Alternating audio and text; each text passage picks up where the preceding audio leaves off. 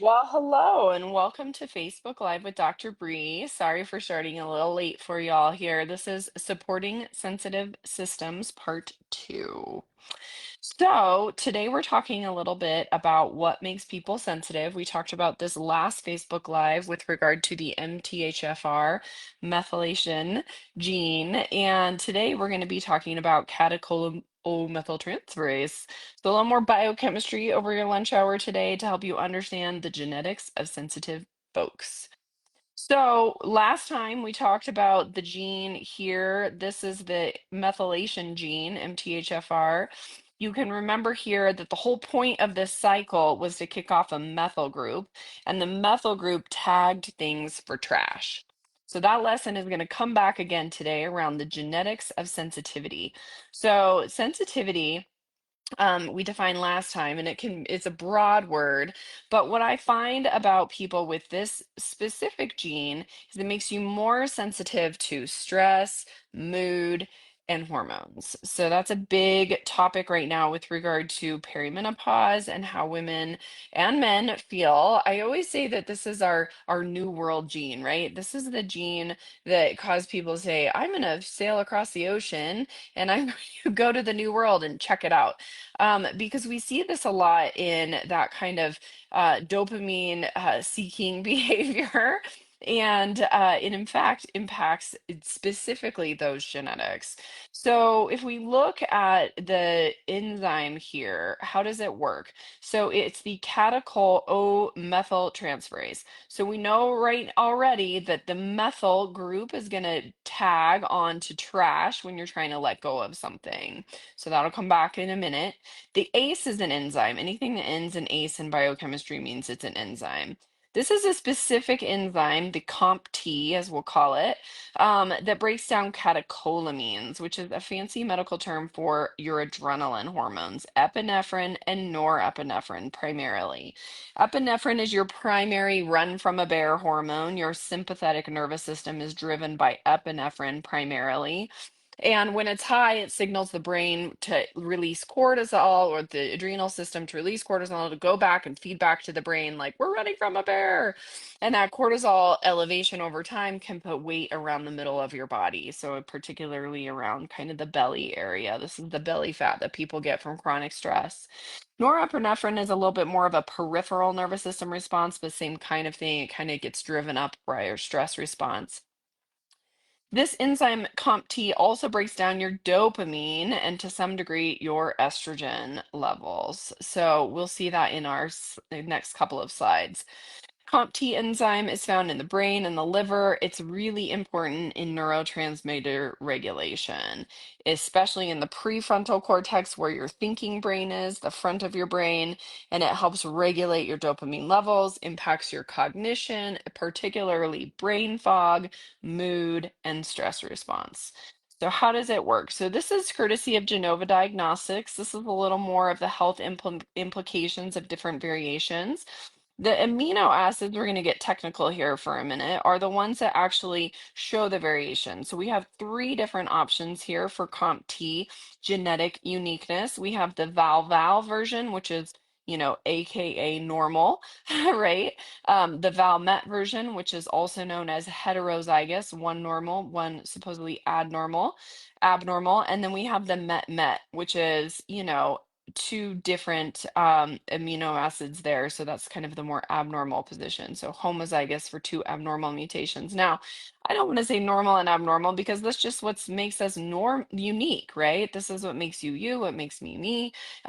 We have to see what your genetics are to know how this impacts you as an individual. And working with a functional medicine provider like ourselves at Direct Osteopathic can give you more insight into how this fits into your broader health picture. But you can see here, and I like this about Genova, they give us these references for the ethnic population in, European descendants. That's where I said our New World gene, 53% of us were like, take me to the New World with at least one abnormal gene here. We have Eastern European African descendants. and then the additional, Southeast Asian, and I believe this one is, I don't actually know what that stands for. Sorry, I'll get that and put it in the comments here. But you can kind of see these ethnic variations, which I find really interesting, and I love that they give us that lens.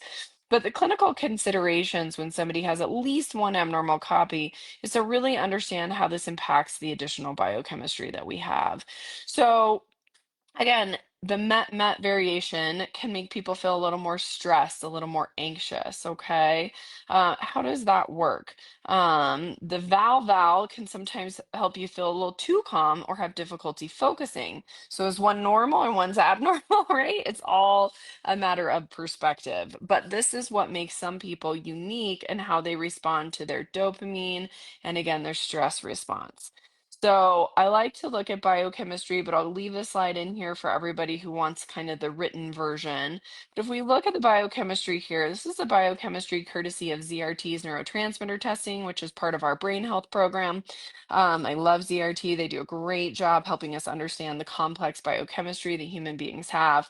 Here you see your dopamine. It goes to DOPAC and then it goes to HVA, okay? So again, this enzyme's right here, COMT, and it is tagging this compound with a methyl group to make it this compound so that your body says, oh, that dopamine is ready to go. I'm ready to excrete it via the kidneys, okay?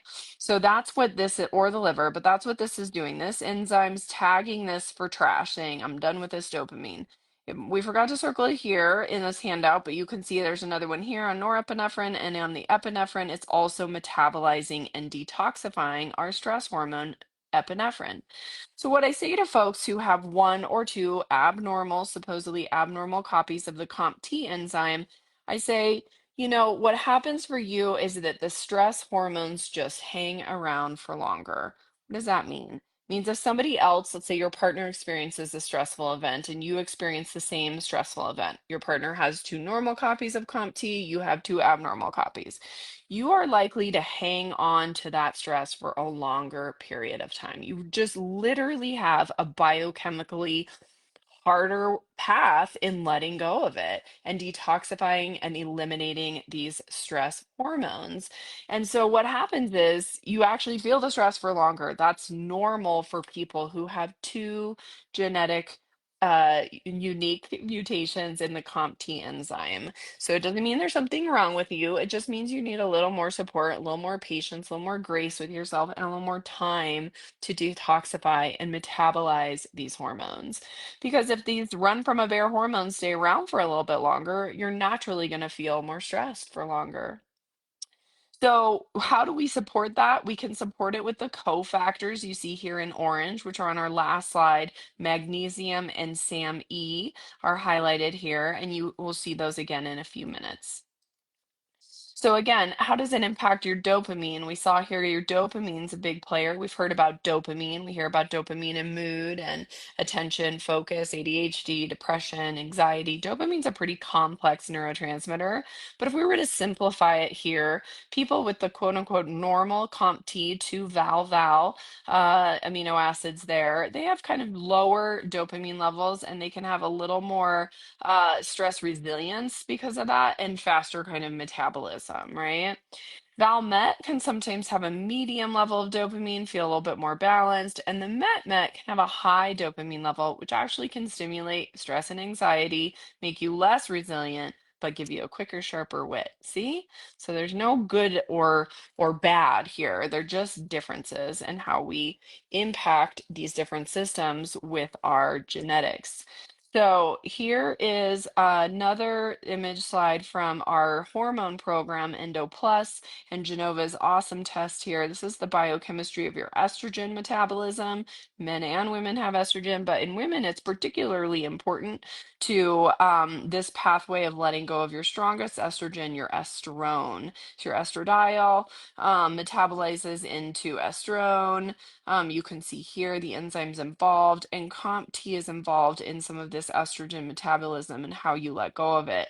We call this the good, the bad, and the ugly. The ugly is the 4-hydroxy, and that's one of the ones here that becomes 4-methoxy. Look, it's a methyl group, and it's tagged for trash to let go of this estrone. However, the challenge is that if we go down too much of this pathway, we can have more pro-inflammatory estrogens when we're excreting our estrogen. So that's why COMT comes into our brain health programs and also our hormone health programs, because we really want to understand how to support you as an individual based on your own genetics.